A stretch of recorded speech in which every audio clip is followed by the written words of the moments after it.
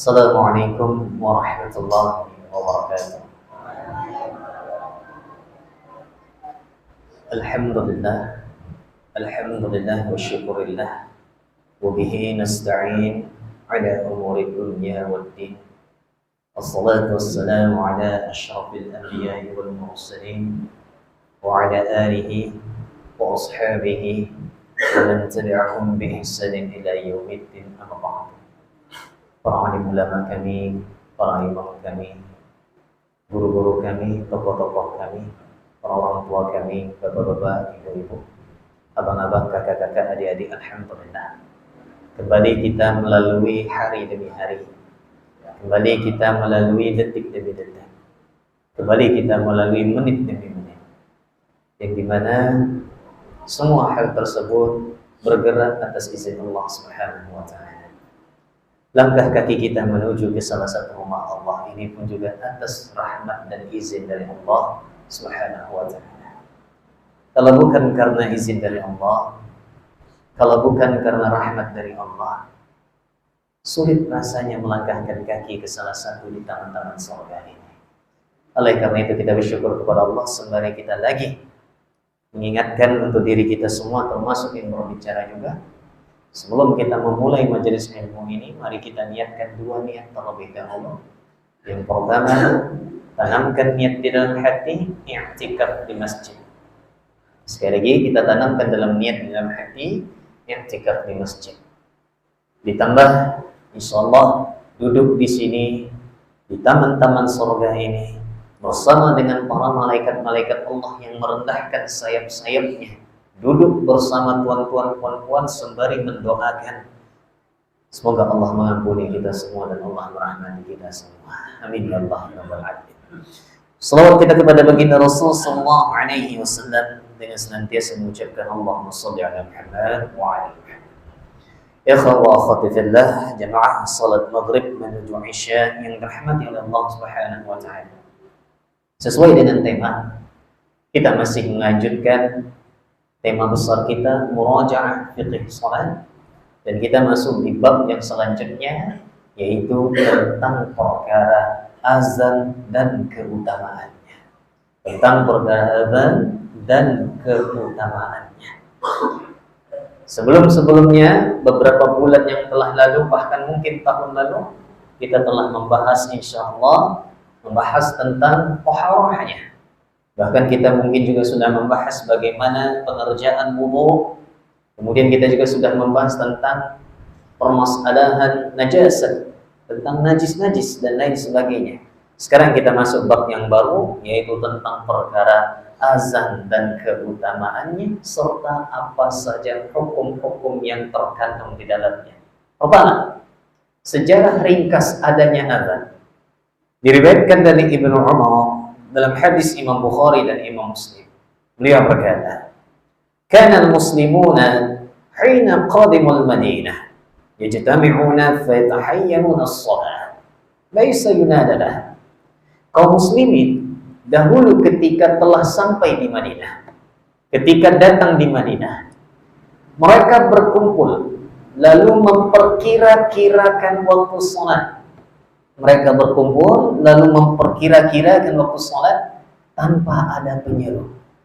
Berarti di sini fase Mekah, Rasulullah SAW bersama dengan kaum muslimin selama 13 tahun di Mekah itu belum ada azan. Belum ada azan. Luar biasa betapa sulitnya di fase Mekah ini. Karena itu selama 13 tahun dakwah Nabi SAW prioritasnya tentang permasalahan tauhid dan pembasmian kesyirikan. 13 tahun namanya. Setelah hijrah ke Madinah, barulah syariat azan ini Allah turunkan. Maka berkumpullah kaum muslimin waktu itu, mempertanyakan bagaimana caranya agar kita ini bisa berkumpul di waktu salat. Maka sembari berkata, "Fatakallamu yawman fi dzalik." Lalu mereka berbincang-bincang pada suatu hari. Faqala ba'duhum, sebagian sahabat berkata, "Ittakhadhu naqusan mithla naqusin nasara." Bagaimana kalau kita menggunakan lonceng sebagaimana kaum Nasrani menggunakan lonceng untuk memanggil mereka beribadah. Hal ini tidak dibenarkan. Kemudian waqala ba'dhum, sebagian lagi berkata, bal buqan misla qarnil yahudi. Bagaimana kalau kita menggunakan trompet? Ya, sebagaimana yang dilakukan oleh kaum Yahudi untuk memanggil pemeluknya beribadah kepadanya. Dan ini juga ditolak. Akhirnya faqala Umar, berkata Umar bin Khattab, awala tab'athuna rajulan yunadi bis-shalah. Bukankah lebih baik memandangkan suara untuk memanggil orang salat? Allahu Akbar. Terima kasih. Dalam riwayat yang lebih panjang lagi, ini riwayat yang lebih ringkas. Dalam riwayat yang lebih panjang lagi, Umar bin Khattab ini bermimpi. Jadi, terkadang Allah menurunkan wahyu kepada Nabi Muhammad SAW, terkadang itu melalui para sahabat dulu. Rasulullah tahu, namun hanya saja diperkuat melalui para sahabat, melalui mimpi. Dari mimpi ini dikabarkanlah kepada Nabi SAW. Dikabarkanlah kepada Nabi SAW. Afwan, bukan wahyu hanya sekedar mimpi, ilham. Ya, karena wahyu hanya khusus untuk Nabi dan Rasul. Namun terkadang Allah mengirimkan sebuah ilham, firasat yang kuat di hati kaum mukmin, kemudian diadukan kepada Nabi SAW. Pas pula bertepatan yang dimana wahyu diturunkan kepada Nabi Muhammad SAW. Jadi azan ini melalui mimpi. Syariat azan ini melalui mimpi yang diperoleh oleh Umar bin Khattab. Sebagian riwayat menyebutkan Hisham. Allahu a'lam. Kemudian setelah itu diadukanlah kepada Nabi SAW. Pas waktu itu wahyunya pun bertepatan dengan apa yang diilhamkan kepada sahabat tadi, sehingga disetujui oleh Nabi SAW. Inilah takrir dari Nabi SAW. Namun terkadang ada beberapa hal yang dibuat oleh sahabat tidak disetujui oleh Nabi SAW karena tidak sesuai dengan wahyu. Sekali lagi saya koreksi perkataan saya, wahyu hanya diturunkan kepada Nabi SAW. Adapun kepada para sahabat itu ilham. Jika cocok dengan apa yang diturunkan kepada Nabi SAW, Nabi mentakrirnya, Nabi menyetujuinya. Namun kalau tidak cocok, maka Nabi menolaknya. Nah, ini dia namanya sunnah takririyah. Baik-baik yang saya muliakan. Jadi mulai dari hal demikianlah mulailah disyariatkannya adanya permasalahan azan. Dan orang yang pertama kali mengumandangkan azan adalah Bilal bin Rabah. Bilal bin Abi Rabah. Baik, luar biasa. Lantas bagaimana keutamaan azan ini? Pelakunya disebut muadzin. Sedangkan orang yang pertama kali diamanahkan untuk azan adalah Bilal bin Abi Rabah radhiyallahu anhu.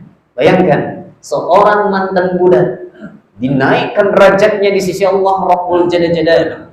Kemudian menjadi orang yang terpercaya untuk mengumandangkan azan di zaman Rasul sallallahu alaihi wasallam, bahkan di zaman para sahabat pun pasca wafatnya baginda Rasul sallallahu alaihi wasallam. Luar biasa Bilal bin Abi Rabah. Baik, kita lanjutkan. Adapun keutamaan azan Bapak Ibu yang saya muliakan, yang pertama adalah syaitan akan menjauh sejauh-jauhnya ketika mendengar azan. Hadisnya riwayat Imam Muslim dan Imam Bukhari. Rasulullah sallallahu alaihi wasallam bersabda, "Idza nudiya bil adhani adbara asy-syaitanu lahu buraqun hatta la yasma'al adhan." Apabila azan dikumandangkan, maka syaitan akan berpaling sambil dorab.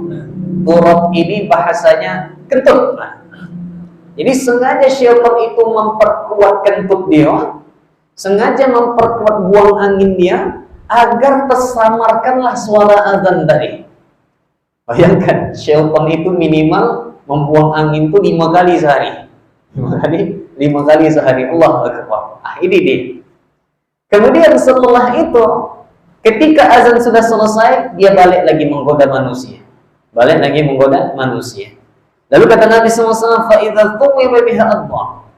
Kemudian ketika iqamah dikumandangkan, dia kembali lagi buang angin lagi. Berarti 10 kali minimal dalam sehari buang angin.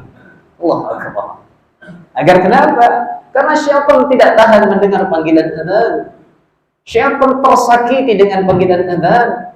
Oleh karena itu salah satu metode ruqyah ketika jin ini atau syaitan ini makin peking untuk keluar, caranya adalah dengan dekatkan ke telinganya, kemudian azan di telinga kanannya, iqamah di telinga kirinya. Insyaallah taala ini kalau bahasa kita nih senjata pamungkas dia.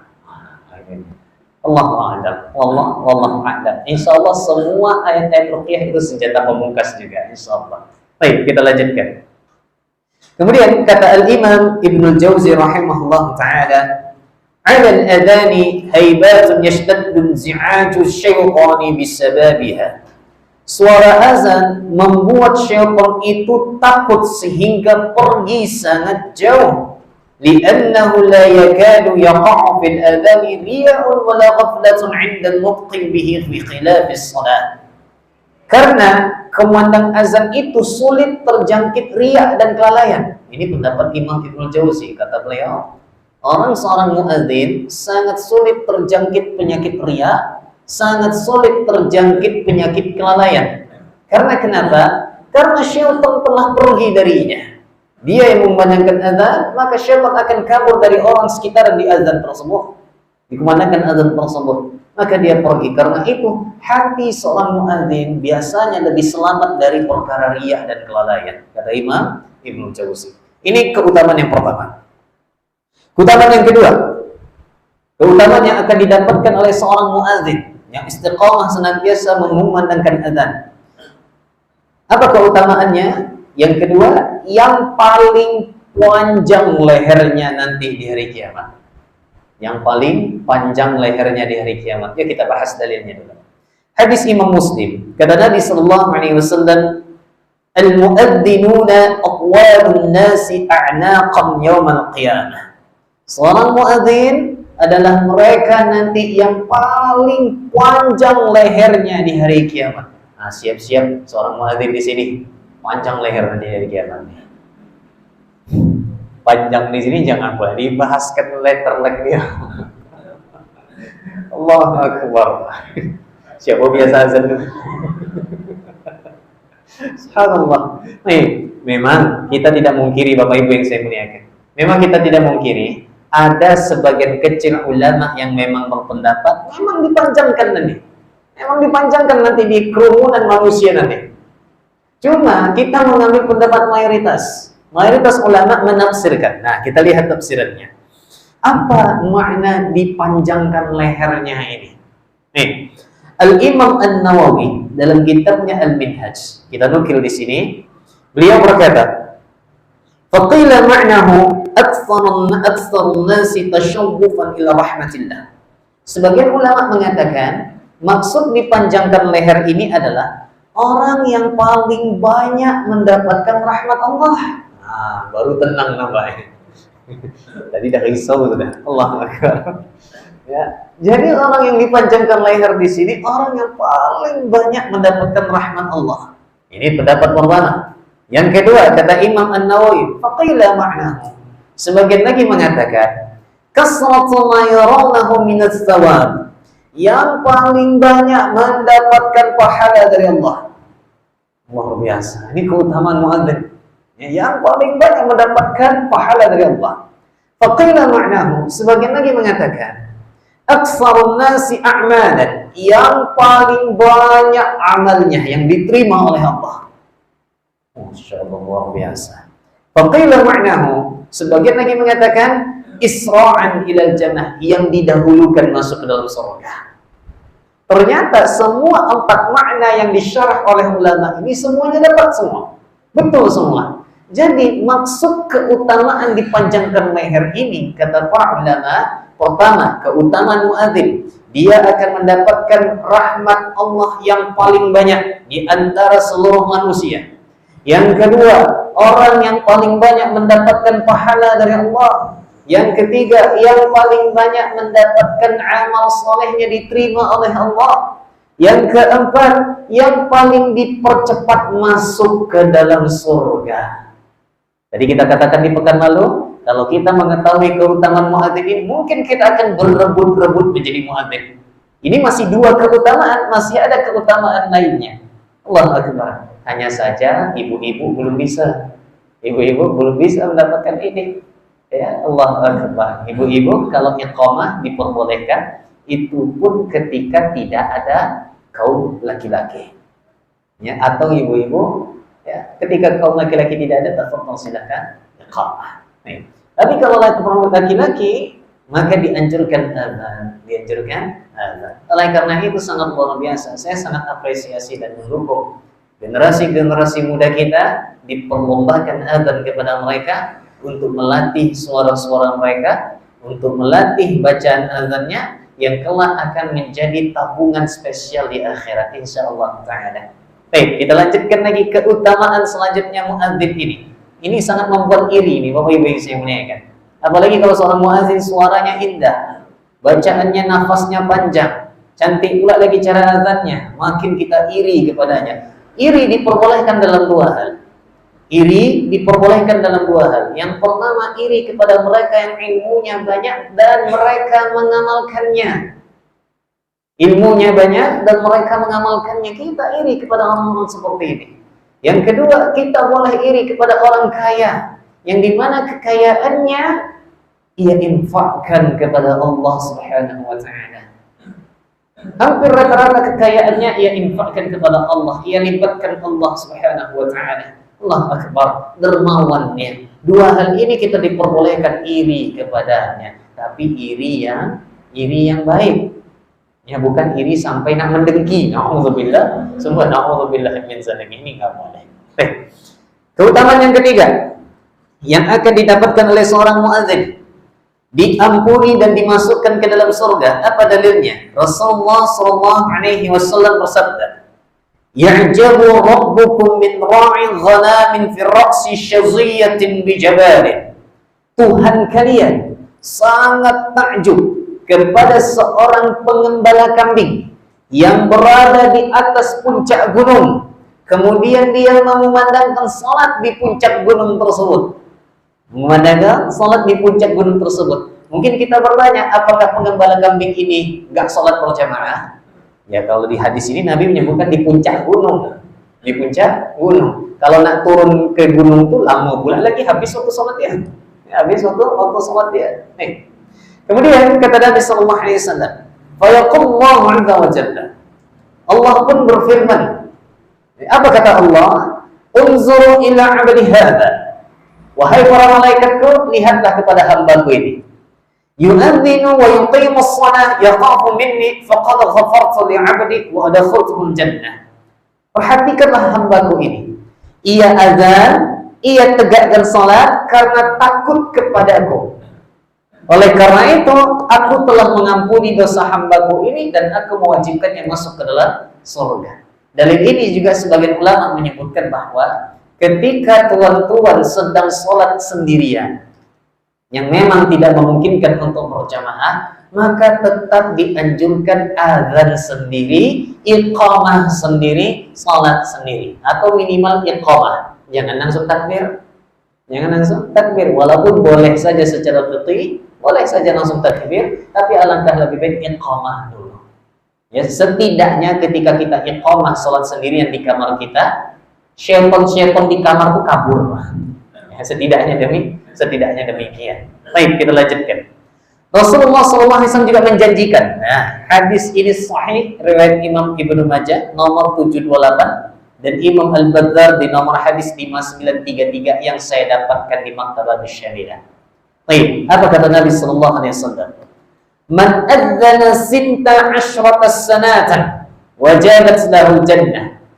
Siapa yang adzan istiqamah selama 12 tahun.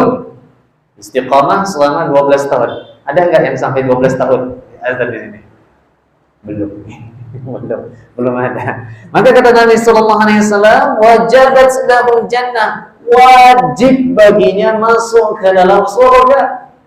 Tapi bukan berarti Bapak cuma azan aja 12 tahun, pas itu tak sholat.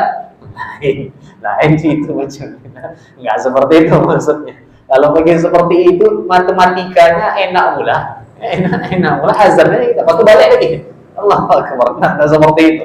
Ini keutamaan yang lainnya tentang seorang muadzin. Ya, dia akan masuk surga yang lebih tinggi dibanding dengan yang lainnya.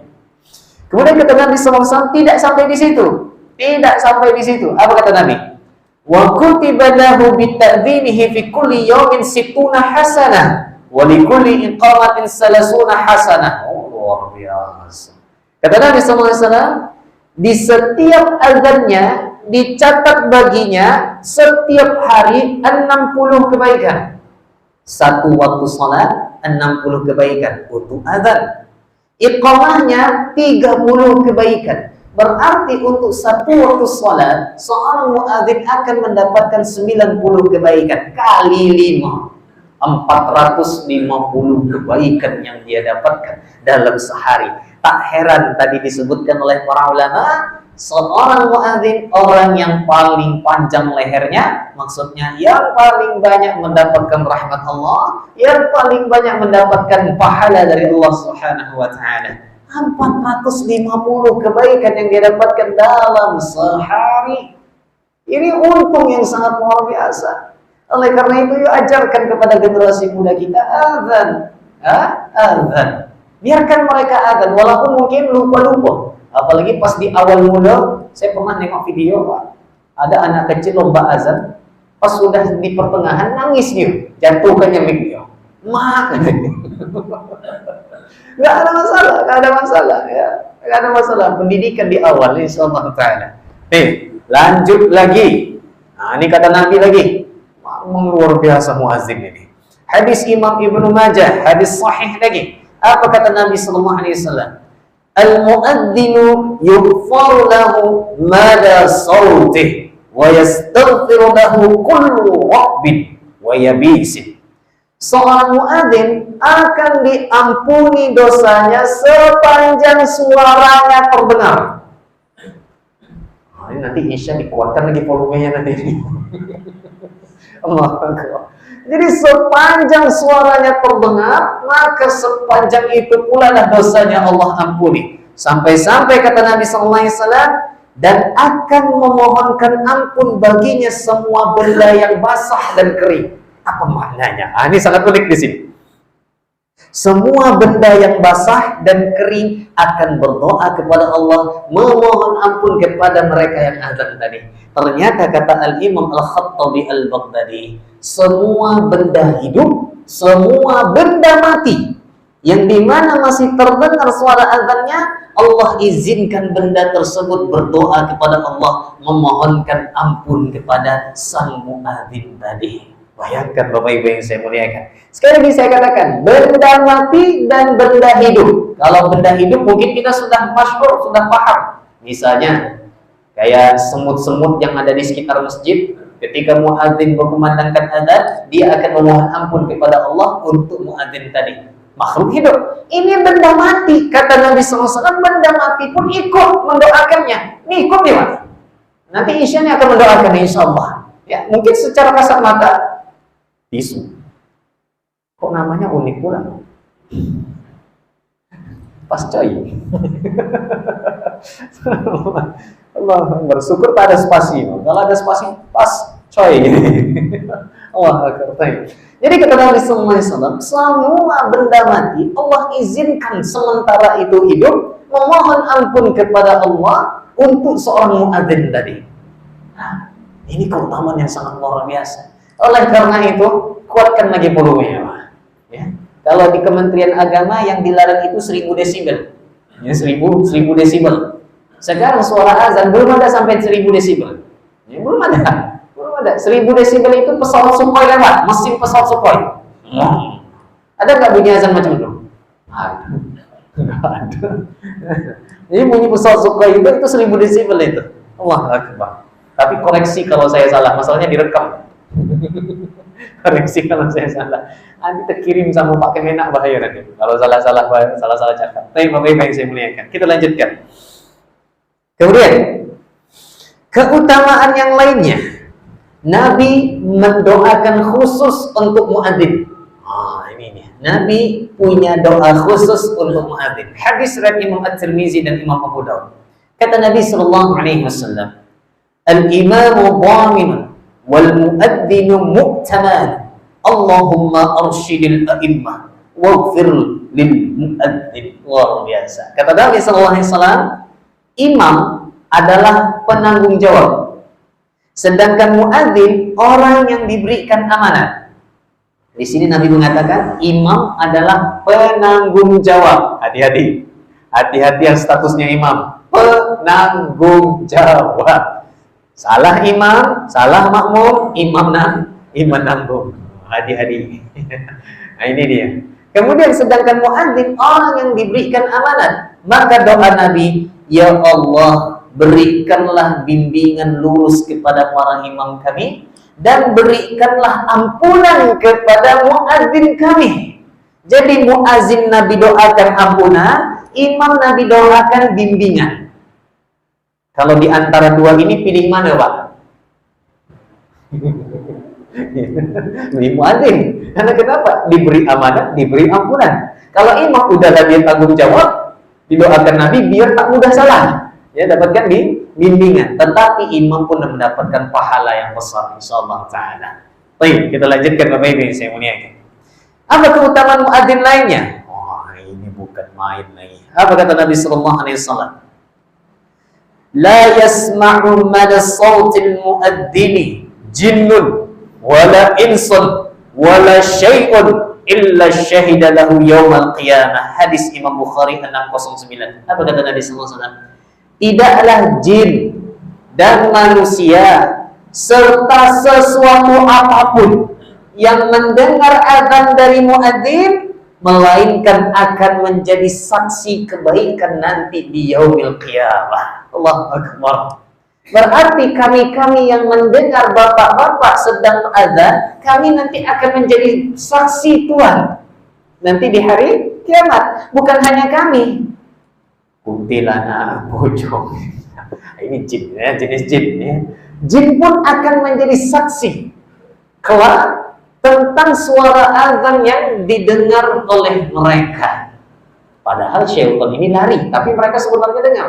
Kelak akan Allah persiapkan. Jin di sini wallahu a'lam apakah jin kafir ataukah jin muslim, tidak ada penjelasan dari para ulama. Nih, kemudian segala sesuatu di sini baik itu makhluk hidup ataupun benda mati. Benda mati. Bayangkan di musola ini benda mati ada berapa, Pak? Kipas angin tidak apa dah. Kabel di atas itu apa sudah tuh. Ya, sejadahnya, tingkapnya, kalendernya 2024. Biasanya kan ini 2023. Allah Akbar. Semua benda mati ini akan menjadi saksi kelak. Sengaja Allah perbanyak, maksudnya Allah perbanyak pahalanya nanti di yaumil qiyamah. Inilah beberapa keutamaan seorang muadzin. Oleh karena itu, tidakkah menggiurkan keutamaan muadzin ini? Tidakkah menggiurkan keutamaan muadzin ini? Yang dimana sangat luar biasa, sejauh suaranya terdengar, sejauh itu pula dan dosa-dosanya Allah ampuni. Allahu Akbar, sangat luar biasa. Kita lanjutkan hukum-hukum seputar tentang muadzin. Yang pertama ini agak sedikit unik. Hadis riwayat Imam At-Tirmizi. Ya, diriwayatkan Ashabus Sunan. Rasulullah sallallahu alaihi wasallam bersabda. Ini sabda Nabi sallallahu alaihi wasallam, "Wa ittakhidh mu'addinan la ya'khudhu 'ala adanihi azra." Angkatlah seorang muadzin yang tidak menuntut upah untuk azannya. Ini mana tahu nanti Bapak Ibu ketemu hadis ini, jangan pula langsung mengatakan gaji muadzin haram. Jangan, sabar dulu. Ada penjelasan ulamanya dulu. Hadis ini sekali lagi saya bacakan hadisnya. Kata Nabi sallallahu alaihi wasallam, angkatlah seorang muadzin yang tidak menuntut upah dari azannya. Kita lihat penjelasan para ulama tentang bagaimana hukum menerima upah dari hasil azan tadi. Bukan hanya azan saja, upah ngajar ngaji boleh atau tidak? Upah ceramah boleh atau tidak? Ya, mari kita lihat terlebih dahulu. Kalau tak boleh nanti salam tempel tak ada istilah lagi. Allah Akbar. Kita lihat dulu bagaimana hukumnya. Dalam kitab Al-Fiqh ala madhhabil arba'ah. Kitab fikih 4 imam madhab, di situ disebutkan yajuzu akhadha al-ajrah 'ala al-adhan wa nahwu kal imamah wa tadris bi ittifaq al-Hanafiyyah wa Syafi'iyah.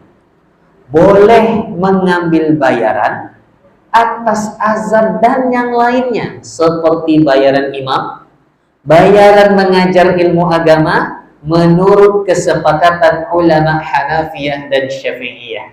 Baik, satu penjelasan ulama. Berarti boleh. Kita lihat penjelasan lainnya.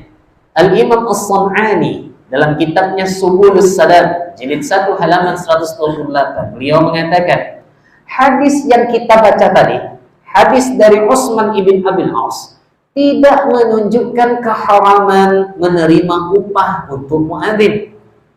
Namun maksudnya adalah boleh mengambil upah untuk adzan dalam kondisi tertentu. Karena upahnya bukan adzannya, tetapi upahnya adalah jasa perjuangan dia untuk siaga. Nah, untuk siaga. Karena seorang muadzin itu harus pas waktu ini dan dia harus siaga. Itu yang diupah, bukan adzannya. Bukan adzannya. Begitu juga guru ngaji. Yang diupah bukan ngajinya, tapi yang diupah jasa dia pergi dari rumah menuju ke tempat hal demikian. Sehingga sepakat ulama masih diperbolehkan, apalagi kalau dia membutuhkannya. Kita lihat penjelasan Syekhul Islam Ibnu Taimiyah dalam Majmu' Fatawa jilid 30 halaman 207. Apa kata beliau? Wa man farraqa bainal muhtaji wa ghairihi wa huwa aqam. Mengenai upah untuk ibadah, apapun itu upahnya, upah adzan, upah imam, upah mengajar ngaji, maka di sini harus dibedakan dulu antara mereka yang memang membutuhkan dengan selainnya. Al-muhtaju idza tasaba biha amkanahu an yanwiya 'amalaha lillah wa yakhudhu al-ujra liyasta'ina biha 'ala al-ibadah. Jika seseorang memang membutuhkan upah dan ia tetap niatkan ibadahnya karena Allah, dia tetap prioritaskan kepada Allah. Dia tidak menuntut banyak, kalau dikasih alhamdulillah, kalau tidak berusaha dia ikhlas kepada Allah. Ya, kan tak ada doa penulah rezeki, Bang. Itu tidak ada. Yang ada doa minta rezeki. Dia tidak menetapkan. Ya, nah ini dia tidak menetapkan ujrahnya. Kalau dikasih alhamdulillah, dia memang membutuhkannya. Kalau tidak, ya sudah, nggak ada masalah. Karena dia sudah mengikhlaskannya niat karena Allah Subhanahu wa ta'ala, dengan catatan memang membutuhkannya. Lalu Imam Ibnu Taimiyah mengatakan, karena fa innal kasba 'ala al-'iyali wajibun aidan fa yu'addil wajibati bihadza. Karena dia membutuhkan upah tersebut untuk menafkahi keluarganya, itu juga wajib. Dan boleh sesuatu yang wajib dibayarkan dengan upah ini. Berbeda bi khilafil ghani. Cuma ulama sangat menyayangkan bagi orang yang kaya, bi annahu la yahtaju ilal kasbi. Orang kaya tak butuh lagi upah dari ibadah. Fala hajata tad'uhu ay ya'malaha li ghairillah. Maka alangkah lebih baiknya mereka tidak mengambilnya karena khawatir nanti termasuk orang yang beramal bukan karena Allah. Kalau memang sudah berkecukupan, dia tidak mengambilnya, itu lebih baik. Atau ada cara pertengahan. Bagaimana cara pertengahannya? Ambil saja. Ambil. Kalau dia misalnya orang berkecukupan, ketika dia baru mengajar ngaji, ya ngaji anak-anak dan sebagainya, diberikan upah tanpa dia minta, tanpa dia tetapkan, ambil saja. Kemudian setelah itu infakkan. Kan dapat double pahalanya. Dapat double pahalanya. Infakkan saja atas nama dia. Atas nama dia. Dan itu insya Allah bagus juga. Insya Allah bagus juga. Subhanallah. Jadi kesimpulannya, mengambil upah dari adzan ataupun ibadah yang lainnya dibolehkan dengan kesepakatan ulama, dengan catatan dia memang membutuhkannya. Jika dia tidak membutuhkannya, para ulama menyarankan jangan diambil. Jangan diambil. Kalaupun ingin mengambil, para ulama lagi menyarankan infakkanlah sehingga mendapatkan pahala dari hal demikian. Hukum yang kedua, tentang muadzin, disunnahkan azan dengan cara berdiri. Berarti azan dengan cara duduk masih diperbolehkan, tapi kurang afdal. Afdalnya azan itu dengan cara berdiri, sebagaimana perintah Nabi SAW, ya Bilal, qum fa'adzin bin nasi bis-shalah. Wahai Bilal, berdirilah engkau, tegaklah engkau, kumandangkan azan untuk manusia agar datang untuk salat. Hukum yang ketiga, bagaimana hukum muadzin azan tapi dia masih berhadas, belum bersuci? Di sini pertama kita bacakan dalilnya dulu dari Muhajir ibn Qunfus radhiyallahu anhu, hadis Imam Ahmad dan Abu Dawud. Beliau berkata, "Annahu atan Nabiy sallallahu alaihi wasallam wa huwa yabulu fa sallam alaihi." Aku pernah bertemu dengan Nabi sallallahu alaihi wasallam yang ketika itu Nabi sedang buang air kecil. Lalu aku berikan salam kepada Nabi, sedangkan Nabi ketika itu buang air kecil. Sahabat ini berikan salam kepada Nabi. Falam yarudda alaihi hatta tawadda. Ternyata Nabi tidak menjawab salamku. Nabi belum menjawab salamku sampai Nabi berwudu, summa tawadda. Sampai Nabi berwudu, maka beliau pun menjelaskan kenapa tidak dijawab salamnya. Beliau pun menjelaskan, inni karihtu an azkurallaha azza wa jalla illa ala tuhrin. Aku enggak suka, karihtu, makruh, ya. Karihtu, aku tak suka, aku membenci mengingat Allah ketika aku sedang tidak dalam kondisi suci. Luar biasa Nabi sallallahu alaihi wasallam. Beliau menunda jawaban salamnya, kemudian beliau berwudu dulu. Setelah keluar dari tempat tersebut, barulah beliau menjawab salamnya sembari berkata, aku tidak menyukai menyebut nama Allah, berzikir kepada Allah, kecuali aku sedang bersuci. Bayangkan Bapak Ibu yang saya muliakan, menjawab salam saja Nabi berwudu, apalagi perkara azan. Walaupun secara fikih seorang muadzin boleh saja dia azan tanpa wudu, boleh. Cuma makruh hukumnya, sebagaimana kata Imam Asy-Syafi'i. Apa kata Imam Asy-Syafi'i?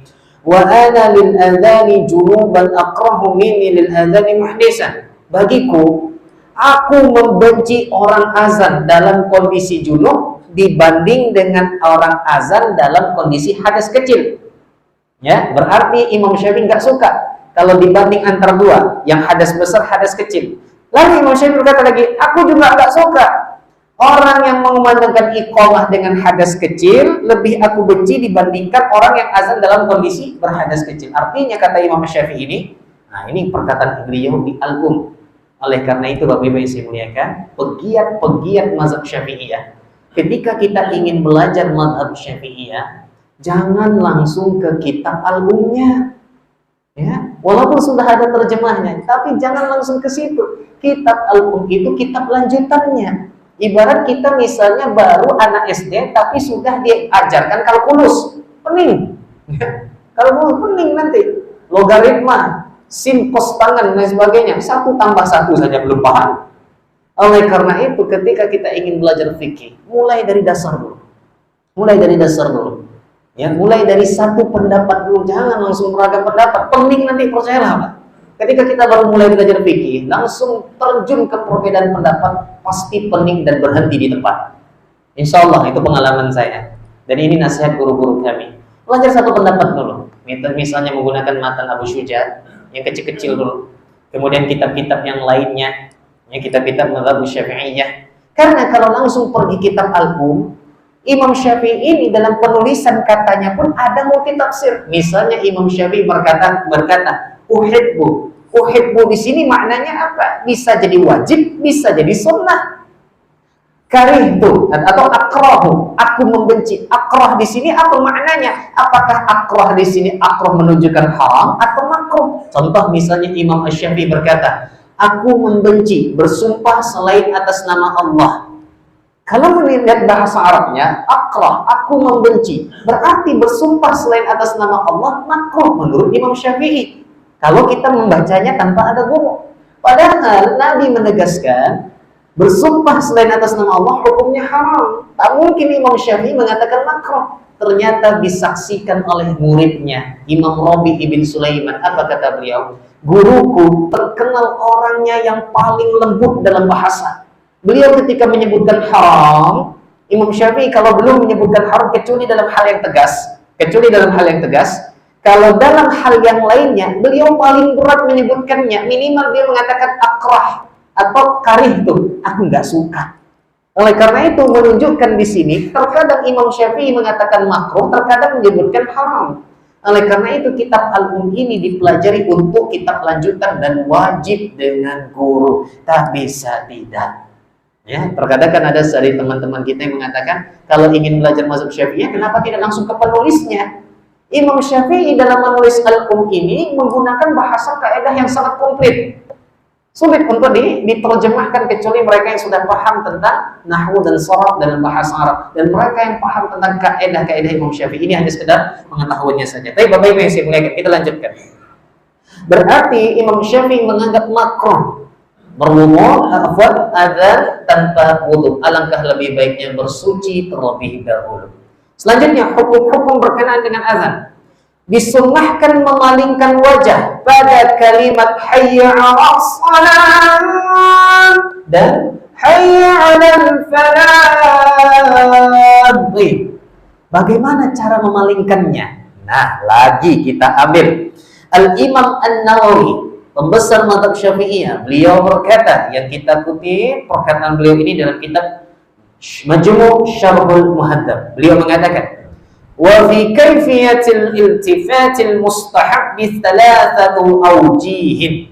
Baik, ada 3 cara memalingkan wajah ketika adzan hayya 'alas shalah dan hayya 'alal falah. Cara yang pertama, ini cara yang paling benar kata Imam An-Nawawi. As-sahuha. Nah, lagi-lagi Imam Nawawi mengeluarkan istilah mazhab Syafi'iyah, asah. Asah di sini pendapatnya paling ditinggikan. Baik. Wabihi qata'an Iraqiyyun. Ini adalah pendapat orang-orang Irak. Wa jama'atun minal Khurasaniyyin. Dan ini pendapat orang-orang Khurasan. Annahu yaltafitu an yaminihi fayaqulu hayya 'alas shalah hayya 'alas shalah, thumma yaltafitu an yasarihi fayaqul hayya 'alal falah hayya 'alal falah. Ini cara yang sebagaimana kita lakukan. Hayya 'alas shalah. Ya, bagaimana kita lakukan, bahwa memalingkan ke kanan dengan mengucapkan hayya 'alas shalah, kemudian berpaling ke kiri dengan mengucapkan hayya 'alal falah hayya 'alal falah tanpa menghadap kiblat lagi. Jadi hayya 'alas shalah.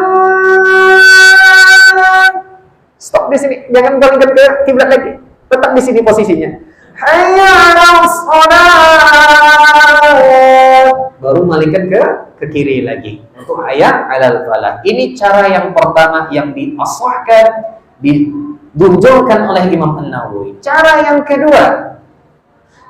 kedua adalah berpaling ke kanan dengan mengucapkan hayya 'alas shalah, kemudian kembali lagi wajahnya ke kiblat, kemudian berpaling lagi ke kanan mengucapkan hayya 'alas shalah. Tapi saya rasa yang kedua ini yang banyak kita lakukan nih. Biasanya hayya 'alas shalah, balik lagi. Ya, ternyata yang kedua ini kita ambil. Apakah salah? Tidak. Di sini pentingnya harus memahami perkataan Imam An-Nawawi. Beliau mengatakan asah. Mikrofonnya kemana? Makin kecil suaranya, makin kecil suaranya. Ya. Jadi di sini pentingnya kita harus memahami perkataan Imam An-Nawawi. Di sini Imam An-Nawawi mengatakan asahuha. Kenapa Imam Nawawi mengatakan asah? Karena Imam Nawawi tahu di antara 3 cara ini, ketiga-tiganya sama-sama betul, boleh diamalkan. Hanya saja Imam Syafi'i lebih mengunggulkan pendapat yang pertama, karena itu menggunakan kata asah. Asah di sini artinya adalah semua pendapat bisa diterima tanpa ada yang ditolak, cuma hanya ditonjolkan satu. Nah, ini istilah asah tersebut. Jadi cara yang kedua sebagaimana cara yang sering kita lakukan. Cara yang ketiga, pendapat Al-Qaffal, wa huwa qaulul Qaffal. Yaqul hayya 'alas shalah maratan an yaminihi wa maratan an yasarihi. Baik. Yang pendapat ketiga ini unik. Siapa yang berani ngamalkan? Caranya Hayya 'alas salat. Ada kiblat lagi. Hayya 'alas salat. Ngadep ke kiri. Nanti hayya 'alal falah ke kanan lagi. Hayya 'alal falah ke kiri lagi. Adil. Kanan kiri, kanan kiri. Siapa yang berani ngambil ini? Walaupun boleh diamalkan, tapi dilihat dulu daerah tempatan kita. Nah, di sini harus bijak menggunakan fikih. Di sini harus bijak dalam pengamalan fikih. Ya, pengamalan fikih. Kita lihat di tempat kita. Misalnya kalau pendapat ini walaupun ulama sepakat boleh diamalkan, namun di tempat tersebut masih asing, pelan-pelan dulu. Jangan langsung sok. Nah, nanti dikira yang lain, muncul fitnah. Bukankah Abu Hurairah mengatakan, kalau semua ilmu yang aku dapatkan dari Nabi SAW aku sampaikan semuanya kepada manusia, tentu Umar pasti akan mencambukku. Karena Umar paham fikih dakwah. Umar paham tidak semua bisa disampaikan. Karena kenapa? Masing-masing pemikiran manusia berbeda-beda. Masing-masing pemikiran berbeda-beda. Misalnya saya sampaikan di sini, sunnah sesekali ke masjid nyeker ayam, Pak. Terima nggak? Mungkin terima, insya Allah masih bisa diterima. Karena memang ada hadisnya, hadis Imam Abu Daud, di mana Anas bin Malik mengatakan, sesekali Rasulullah memerintahkan kami ke masjid tidak pakai sandal, nyeker. Sesekali, ya sesekali, bukan tiap. Bukan tiap hari. Insya Allah akan kita lanjutkan di pekan depan tentang antara azan dan iqamah. Ada apa rahasia antara azan dan iqamah, dan berapa jarak yang dianjurkan antara azan dan iqamah, dan apa yang terjadi hukum-hukum di dalam azan dan iqamah akan kita lanjutkan pekan depan jika umur masih Allah perpanjang. Mohon maaf jika ada kekeliruan dalam materi, mohon tunjuk ajarnya. Mohon maaf jika ada dalam kesilapan lisan, mohon tunjuk ajarnya juga, dan mohon dimaafkan. Tidaklah yang berbicara kecuali hanya manusia biasa jua yang tempat silap dan lupa. Kita tutup dengan kafaratul majlis. Subhanallah bihamdik, asyhadu an la ilaha illa anta, astaghfiruka wa atubu ilaik. Assalamualaikum warahmatullahi wabarakatuh. Terima kasih.